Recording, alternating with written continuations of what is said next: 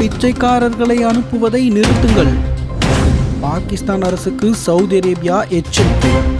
பாகிஸ்தான் கடந்த சில ஆண்டுகளாகவே பொருளாதார மந்த நிலையை சந்தித்து வருகிறது. இதனால் அத்தியாவசிய பொருட்கள் தட்டுப்பாடு, வேலையில்லா திண்டாட்டம் போன்ற பல்வேறு பிரச்சனைகளை நாடு சந்தித்து வருகின்றன. இதற்கிடையில் புனித யாத்திரை செல்ல அனுமதி பெற்று பல பாகிஸ்தானியர்கள் அரபு நாடுகளில் பிச்சை எடுப்பதாக குற்றச்சாட்டு எழுந்துள்ளது. இதன் மூலம் ஹஜ் புனித யாத்திரை என்ற பெயரில் பிச்சை எடுக்க நுழையும் பாகிஸ்தானியர்களை அரபு எமிரேட்ஸ் கைது செய்து மீண்டும் பாகிஸ்தானுக்கு அழைத்து வருகிறது.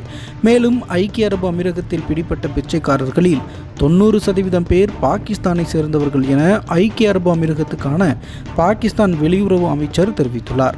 இந்த நிலையில் புனித யாத்திரை விசாவின் கீழ் பாகிஸ்தான் பிச்சைக்காரர்கள் தங்கள் நாட்டுக்குள் நுழைவதை தடுக்க நடவடிக்கை எடுக்குமாறு பாகிஸ்தானின் மத விவகார அமைச்சகத்திடம் சவுதி அமைச்சகம் கோரிக்கை விடுத்துள்ளது. மத யாத்திரை என்ற போர்வையில் சவுதி அரேபியாவிற்கு பிச்சைக்காரர்கள் செல்வதை தடுக்கும் வழிவகைகளை கண்டறியுமாறு பாகிஸ்தான் அரசை சவுதி அரேபியா கேட்டுக்கொண்டுள்ளது.